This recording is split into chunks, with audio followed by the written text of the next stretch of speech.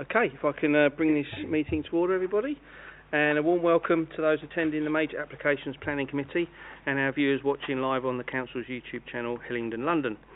My name is Councillor Steve Tuckwell and I am the Chairman of this evening's meeting. Details of the business to be considered today are shown on the agenda, copies of which are accessible online underneath the live broadcast. For those present in the room and intending to speak, please note that you will be filmed and any statements that you make will be recorded and made public. A reminder to anyone speaking today that your voice will only be audible online if the microphone is switched on. In terms of fire alarm, we're not expecting a fire drill, but if the alarm does go off, I would ask that you please follow officers to the fire exits, out of the building and to the designated meeting points. For mobile, tablet and devices, can I ask that you please switch any devices onto silent, but please note that officers and councillors may be using their laptops or tablets during the meeting so they can view the agenda paperwork. Okay, that's the domestic arrangements put forward. I can now do some introductions. So I'd like to introduce the voting members here this evening. So I've got Councillor Higgins, Vice Chairman. I've got Councillor Ahmed Walana, good evening. Councillor Davis, I've got Councillor Dotts, Councillor Gaelic and Councillor Gill. So those are the voting members this evening. We're also supported by Hillingdon Council officers, and I've got our Specialist Planning Manager Ian Thine, good evening. We have our Head of Legal Services, Glenn Egan, and our Democratic Services Officer this evening is Anisha Tedji. Okay, I can now go into the main agenda, and agenda item 1, apologies for absence, Anisha. Thank you, Chairman. Apologies from Councillor Bennett with Councillor Ahmed Walana substituting. Okay, yeah, and thank you very much for Councillor Ahmed Walana for substituting this evening. You're most welcome. Okay, agenda item 2, declarations of interest in matters before this evening's meeting. Have we got any declarations of interest? No, okay, we can note those. And agenda item 3 is to receive and agree the minutes of the last meeting, which was of the 23rd of June. Can I take those minutes as agreed? Okay, agreed. Agenda item 4 is matters notified in advance or urgent, and we don't have any. And agenda item 5 is to confirm public and private items. This evening's one item is in part 1 and will be held in public. We don't have any part 2 items. So that's the first part of the agenda. We can now go into the main body of this evening's meeting, which is agenda item 6, which is an HS2 application, Colne Valley Viaduct Wetlands Ecological Migration Site on Harville Road. And on that, I think I can pass over to Ian to take us through the application. Thank you, Chairman. Good evening, councillors. So the proposal before the committee tonight is development authorised by the High Speed Rail Act 2017 relating to ground level works south, namely earthworks, fencing location and site restoration proposals and associated landscaping around the Colne Valley Viaduct. Location plan, as ever, for those normally averse with Town and Country Planning Act applications, HS2 have their red line boundaries in blue. So the blue line boundary is the location plan for tonight, and you can see that it's starting at around Harville Road and then moving up north towards Moorhall Road and then finally on the boundary with where the River Colne is. Broadly, the landscape plan, just to give you an indication as to the scope of it, it's effectively about 5 different what we'd consider planning applications all in one, but it's tidying up a few bits and pieces from the viaduct application from a couple of years back, and then the main body is the groundwork south next to Harville Road and north of the Chiltern line. So the proposal is under 2 parts of the Schedule 17 of the Act, which is the planning element of the HS2 Act. Paragraph 3 for earthworks and fencing, and paragraph 12 is site restoration. So this is what the residents will see for in perpetuity once HS2 is up and running in effect. So the works for approval in general relate to the site restoration, earthworks, fencing, walls and gate locations. These are set out in relation to the following sub-areas, which I'll go through individually. So I'll start in the north at the River Colne, where I'll deal with the earthworks and the restoration on 2 separate slides for each. Then moving further south to Moorhall Road, Grand Union Canal, Harefield No. 2 Lake, also known as the Hoack Lake, and then down to the main body of the works around Jews Lane, south of Jews Lane. So just a reminder for the Act and what is before the committee tonight. So in relation to Schedule 17.3, which is the earthworks, we can consider that the design or external appearance of the works ought to and could reasonably be modified, A, to preserve the local environment or local amenity, B, to prevent or reduce prejudicial effects on road safety or on the free flow of traffic in the local area, and C, to preserve a site of archaeological or historic interest or nature conservation value. The development is not part of a scheduled work, and therefore the development, we would have to determine that development ought to and could reasonably be moved elsewhere. So in essence, if we've got a problem with the earthworks because we think it triggers one of those three items, then we have an opportunity to identify what the impact is, and we'd have to be clear about that, and then secondly, whether that impact can be mitigated through either changing the plans or moving the earthwork itself. And then in relation to Schedule 17.3 on the fencing, that development ought to and could reasonably be carried out elsewhere within development permitted limits. So when we talk about fencing, it's where it goes, not what it looks like. So security fencing, whether it's 2 metres high or whether it's stock fencing for cattle management, as we'll see tonight, we can't really comment on the type of fencing, just the alignment. And then in relation to site restoration, the nominated undertaker must, after discontinuation of the use of any site for carrying out operations ancillary to the construction of any of the scheduled works, restore the site in accordance with a scheme agreed with the relevant planning authority. And that is the only constraint. So this is HS2 giving the land back to our residents in a way that they think is appropriate, in collaboration with the local authorities. We've been working with them. So you don't have to agree with that. You're entitled to say yes or no, and we would go back and work with HS2 to design something better. So there are no constraints within the Act in the same way as there is for the earthworks. So it's either whether you like what's before you tonight or you want me to go back to HS2 and try and find something else. So coming to the main body of the works then, we'll start at the north, at River Colne. This is the landscaping plan, so you can just see where the blue line area is, next to the River Colne and then the north part of Corder Lake. You'll see the planting is relatively straightforward, keeping in with what's there at the minute, and you can also see the high-speed line going through with each of the piers. In terms of the earthworks, now the intention at this location is to keep the pier that you can see on the screen in front of you as a land-based pier. So the way that they've designed the viaduct is they want to have the piers either wholly within water or wholly within land. And because of spacing, it's not been entirely possible with all the water bodies that it's crossing to achieve that. So in a few areas, they've had to just effectively change the landform. So the landform that you'll see in the red, the changes to the contours are where they're shaping the land to fit in with the contours that are being retained. So you can see some grey outlines of the dotted lines. That's what's there now. It's just the red areas. So you can see where the 36 metre contour, that'll be under the water. So they'll be just changing the landform so they can shape it up to the 37 metre contour, which is on the land. So it's so that they can then get that pier wholly within the land, and then the planting around it, as we saw on the image before. Moorhall Road, very similar kind of thing. I've put the slide of the existing Moorhall Road area at the minute, just to give you an indication as to, well, this is from 2012 before HS2 came along, to give you an indication of what was there, and then moving through. So you can see the pumping station is the building in the middle of the screen. The pumping station is still in the middle of the screen there, but you can see the HS2 viaduct moving across with the piers. That's the major dotted line, and the blue line area for the planning application tonight.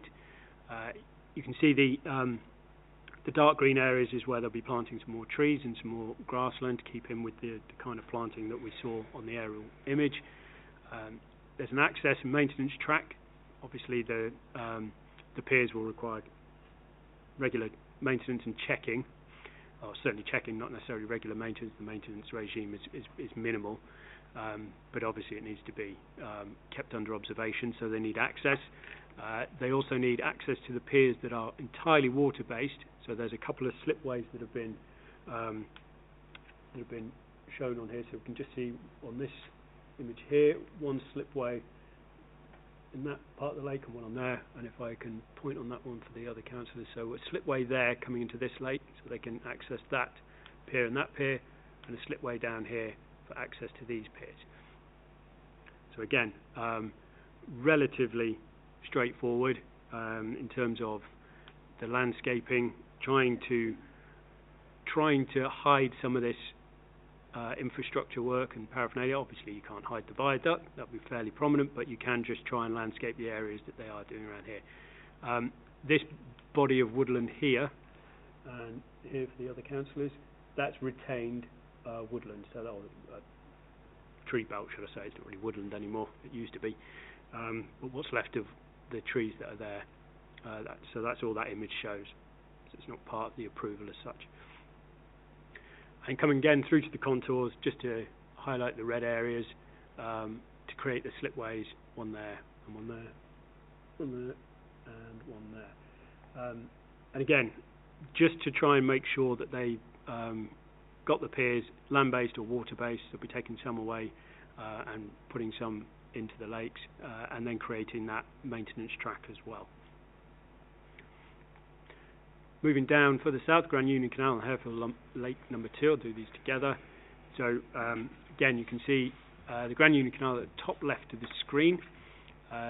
This one is a bit more obvious as to what they're doing. So you can see originally the Grand Union Canal just goes down that side, and that would have just been the embankment there. But you can see it just moves out slightly to the west, and that's to keep this pier land-based. And there's some earthworks around this one just to make sure that we can keep this access track around the pier, and that enables the Grand Union Canal towpath to be properly used, and that now allows access down to the other lakes for anglers and other maintenance reasons. And then again, landscaped on the land that's around it, just to fit in with what's there now. And on the other side, bit more earthwork here. This is a flood compensation area. This was originally approved as part of the viaduct scheme, so this is a slight amendment to what has already effectively been consented. It's an improved scheme, and then again the landscaping just to try and fit in with the wider plans that will come on to south of Jews Lane in a minute. So belts of woodland, grassland, various other bits of planting. Come on to the contours, so there you can see in a bit more clarity the contours around this pier. Moving the 36 contour around, 35 contour around here, that creates the land that's taken land back from the water basically at Savay Lake to get that pier in the middle completely land based, and again making sure the contours fit around here so that this land, so that we can get this access track moving down. So for the other councillors, sorry, that's around there. Going to the flood compensation area, this was one of the hot topics of discussion during this process. There are fishing swims or angling swims. I'm not an angler, so apologies if I've got the terminology incorrect, that we've tried to retain access to. So the Hoack Lake is accessible to most anglers and pretty much all around it, and the swims here were going to be cut off by this flood compensation area. So what we've negotiated with HS2 is to retain a footpath, and there are two on here. So there's the yellow footpath that goes through the middle. You can see that one on there. Yellow footpath that goes through the middle, so that accesses that swim and allows that swim to be accessed. Now originally the intention was to just have one. What we've secured is this that goes through the middle, and this is a sort of hard standing type access, and that will be means these swims are accessible when this flood compensation area is not in use. When it does flood, in the extreme flood event, which is rare, but probably happening more often these days, this dry access path around the north enables access to the swim. So there's a spur off the top here to access this swim, and then a spur off this to access this spur there, sorry, to access these two swims here. So we've retained access to the angling rights on this lake through these proposals as shown on this slide. And there's just to complete the picture with the contours. The flood compensation area is required to basically accommodate the extra runoff from the viaduct, from the piers in the water where we're losing some capacity. So it's just evidence of HS2 making sure that we're maintaining the status quo in terms of flood risk in this area. And there's a couple of ponds in there as well, which is an ecological benefit, and that will provide continuity with the lakes as well. So it's an interesting feature. Moving down south of Jews Lane, this is the main body of work. So again, an image from 2012, long before HS2 turned up, and you can see that this is just basically farmers' fields. Some of it was fallow at this period of time, but most of these fields were farmed in some way. And then HS2 comes along. Now, the unfortunate thing in this area is that HS2 includes quite a lot of infrastructure. So we've got the main body of the viaduct itself, which starts on a rather large abutment. So on an embankment here, just as it goes under Harville Road. So New Harville Road will go over the top of HS2, and then HS2 darts up over the Colne Valley. So what we've got here is a fairly large embankment which starts the Colne Valley Viaduct, and then the main body of the viaduct as well. So those on the other side, so that's the main body of the viaduct, and then you've got this large scale embankment here. Now this has already been approved as part of the viaduct permission, but what we'll also see on this one is you've got quite a lot of other infrastructure. So we've got quite a lot of access points off the new realigned Harville Road, and that's to for the head house building here, which came to the committee about a year ago now, I would say, and has been approved. Access down to here to for maintenance purposes and to the maintenance sidings on this side, and then access arrangements for various ponds and infrastructure here to service Harville Road.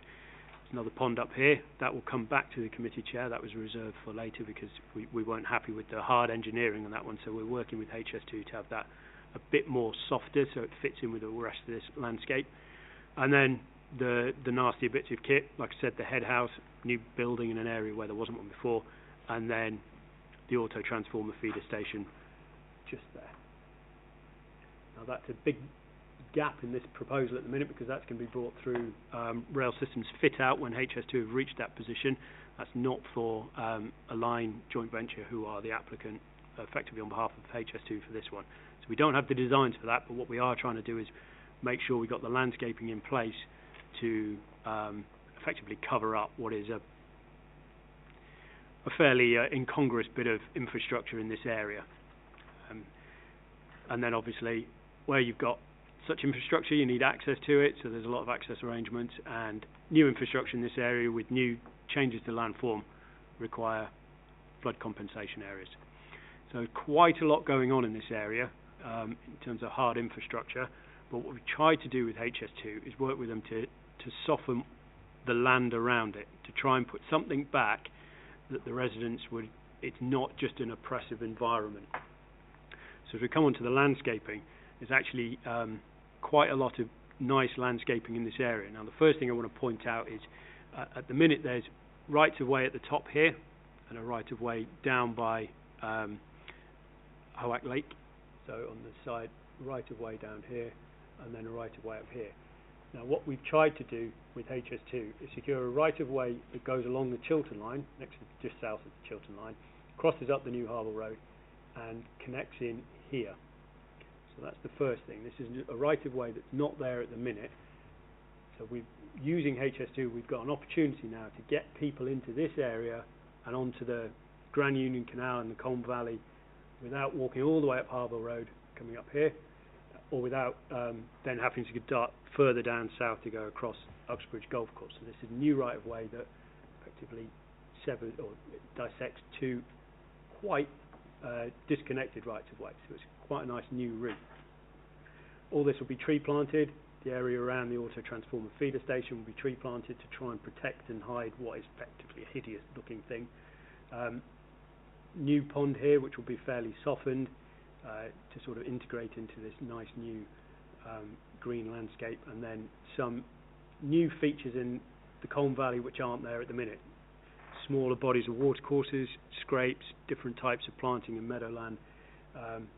So it's contributing to the Colne Valley in a way, giving something different back to what the Colne Valley hasn't at the minute. And the Wildlife Trust have been involved in this and are very supportive of the way that this is being restored, particularly given essentially it's got to accommodate a chopping great big viaduct and some rather hideous infrastructure around here. So we've done the best we can to work around it and put something in that is the officers are of the opinion is quite interesting and beneficial to the Colne Valley.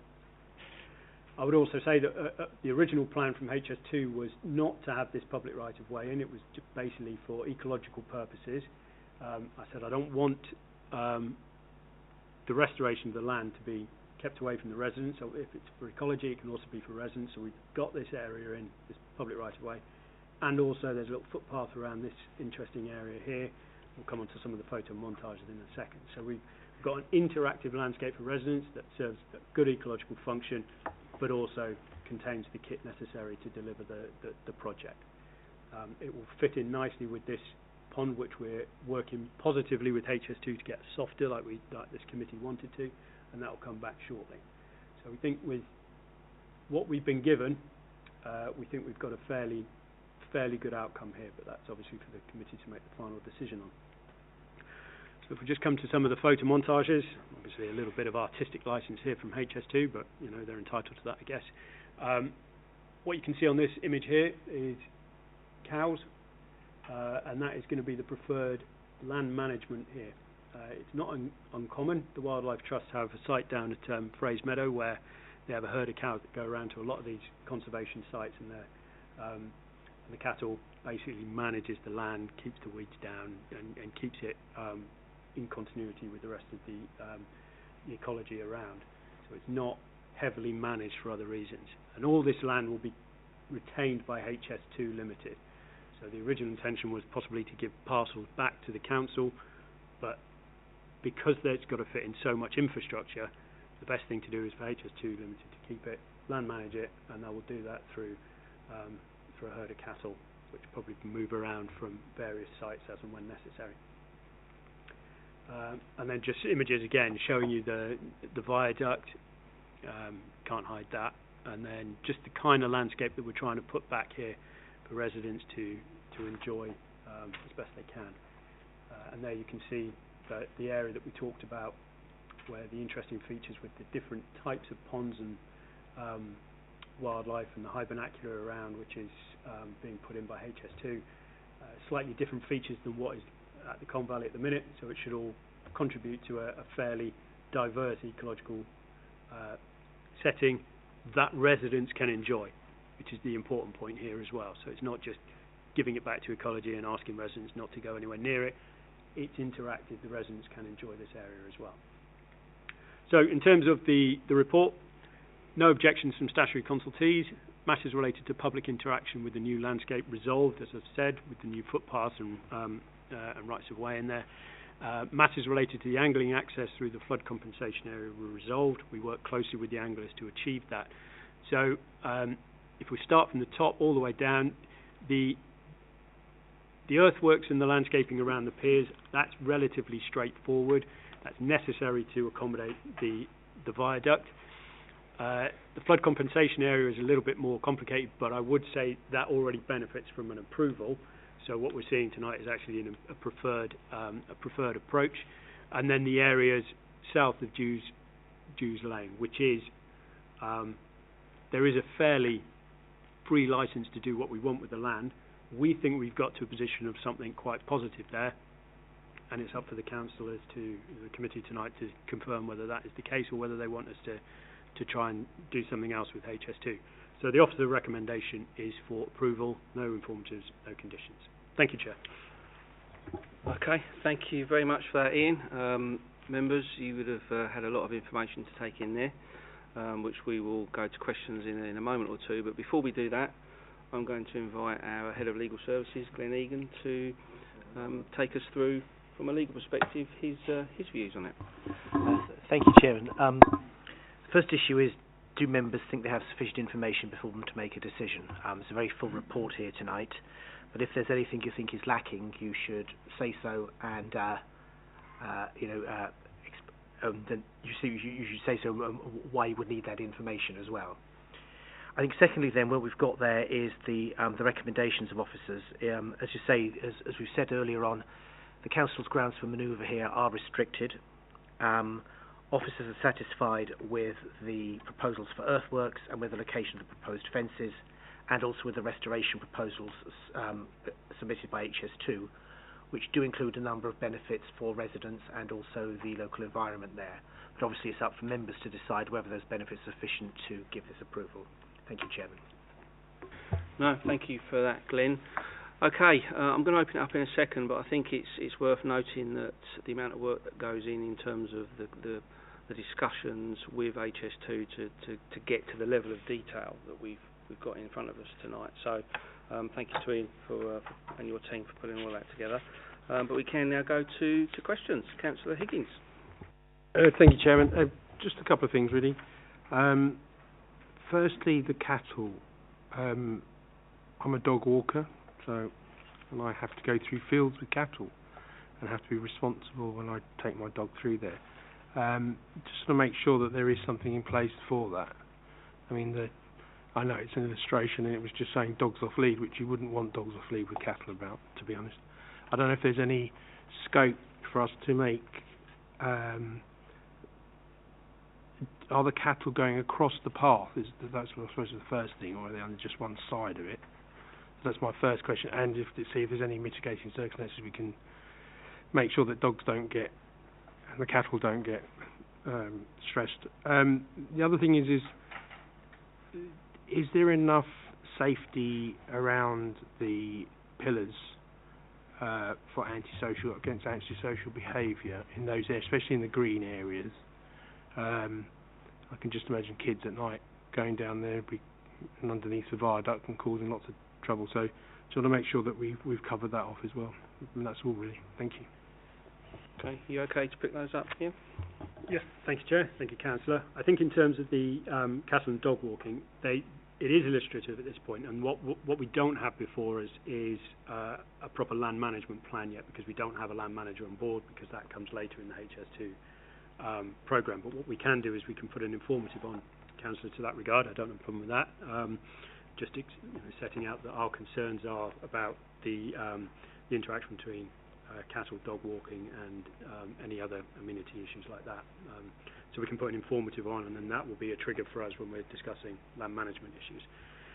In terms of I'm just going to go back to the presentation, if I may. So in terms of the interaction with the viaduct piers, so originally when this footpath was put in place, it was intended to link up with the existing footpath up here. So if I come on this side, Councillor, you can see it. So the footpath was intended to go up here. Now what we said to them is, if we can move it over this side, then we're minimising the interaction in this area. Yeah. So this area is accessible, but it doesn't go up as far as the piers. There will be maintenance strips along here, and there is a fence line as well. So there's no, obviously, if you want to go and do some nefarious activity here, I'm sure someone will find a way, but we've done the best we can with this landscape just to try and not encourage that level of interaction. So hopefully that answers that point, Councillor. Thank you, Ian. Just one further. Obviously being the ex-councillor of Harefield, I know some of the problems that they have, and they have a lot of scrambling bikes going around. What have we got in place to stop that type of activity on that area as well, please? Thank you, Ian. Sorry, thank you, Chair. Thank you, Councillor. I think there is a lot of stock fencing in here. That's another thing about having the cattle here, is that we've got a lot of stock fencing to keep the cattle into certain areas, and that will also dissuade, hopefully, that kind of activity. I mean, the alternative is larger fencing, larger things like that, which is the kind of things that we've actually tried to dissuade HS2 from putting in. it's a long old debate with HS2 about the types and of fencing, and they like a lot of security fencing, they like a lot of fencing to demarcate land, and it can get quite cluttered. So we have tried to rein back on that because it's not very good for the landscape. But I take the point, Councillor, then that might open up the area. So I think because we've got quite a lot of fencing in this area, it is going to be wet. And there's going to be a lot of features here. Hopefully it'll be well used as well, which is obviously a natural surveillance. But again, I think that we've done the best we can with the fencing and the types of landscape. I can't, guarantee that it won't happen. Did you want to come back, Councillor Higgins? Yeah, through you, Chairman. Yeah, that's great. But is it possible? I'm spitballing here, so forgive me. Is it possible for us to have some contingency that if things develop, that there is funds available to stop that type of antisocial behaviour at some point? That's what I would like. It'd be fantastic for the residents to know that if it does get abused, there is things in place that they're not scrambling around to find money to do these sort of things for protect the area. Before we go to it, I think we've had this debate in committee on HS2 applications around antisocial behaviour and graffiti and things, and I'm just wondering, Ian, if there's anything that's been in discussions which will give members here comfort this evening that it's a point that's noted by all concerned. It's definitely a point that's noted. I haven't yet got the comfort to give you of clear management plans in place because we haven't got the managers appointed yet to manage the land. But what I would say in this area is because it is HS2 land, so this is effectively retained by the Secretary of State. It's not, it's not. Be careful with my words, but it's not any old Tom, Dick, or Harry who might turn a blind eye to this because they're not using land as often. It's in HS2's interest to maintain this land properly. They're required to maintain it for ecological benefits because it mitigates the harm from the railway, and it's in their interest because they have a lot of their own infrastructure here, which is very sensitive. So again, I can put that down as an issue for the land management regime, and I can take that away as to what contingencies are in place. There is a standing item on graffiti in particular because of all the amount of piers and basically the blank canvases that are out there. But I can take that away, Councillor, and put that on the agenda for land management issues. Thank you very much. Okay, thank you. Now, I think I was going to ask a question actually, if I may. And I think you've answered it in your last question, Ian, which is around the new pedestrian footpaths that are going in. They're going to be maintained by HS2. I'll take it then. So that's correct. Yeah. Okay, that's good. Nice easy one from me. Right, anybody else with any? Councillor Dott. Thank you, Chair. Just a quick question about Moorhall Road site. There used to be a car park for recreational anglers near the lake, which is now taken over and used for as a construction compound. My question is, once the construction work finish, is this a permanent construction compound, or it will revert back to the car park on its original condition? So if I go back to the slide for Moorhall Road, I'm not sure the construction compound you're referring to is in this blue line boundary. Is that? But what I will say, so it's not before the committee as part of the restoration tonight, but what I will say is that the construction areas that they require in this area are linked to the viaduct. So that maintenance track there is the principal area where they're going to maintain the viaduct from this position. The construction compound you're talking about, I believe, will be returned back as part of a restoration proposal. So will come to us at some point, either through Schedule 17 of the Act or Schedule 16. There's a restoration clause in there as well. So that will come back. There is an undertaking insurance given by Parliament that the anglers will be basically accommodated within construction and operation of HS2. So you've seen the swims attached to the Harefield Lake, which are being retained, as well as the access rights to those. So I would envisage that it's going to be given back to the anglers as required. But I'll take that one away, Councillor, and get back to you specifically in relation to that point. Thank you. Okay, thank you. Any other? Councillor Davis. Thank you, Chairman. Are the lakes going to be restocked once the work's finished with fish and... Thank you, Councillor. So the lakes haven't been, the fish stock hasn't been removed from the lakes. So the way that they're constructing the piers, putting cofferdams around it, and they have done an assessment, and they don't believe that there would be any impacts to fish, no fish kill. What we've said is if that does happen, there are contingencies in place, and we would expect HS2 to replace any stock should that problem arise. Hopefully it doesn't. Happy with that? Yeah, thank you. Okay, right. Any other members indicating to speak? Right, well, we've heard extensively from Ian. We've had some questions. We've heard from our Head of Legal Services this evening. We need to be taking this item forward this evening. Councillor Ahmed Walana. Thank you, Mr. Chairman. Thank you, Ian, for a wonderful presentation. I believe that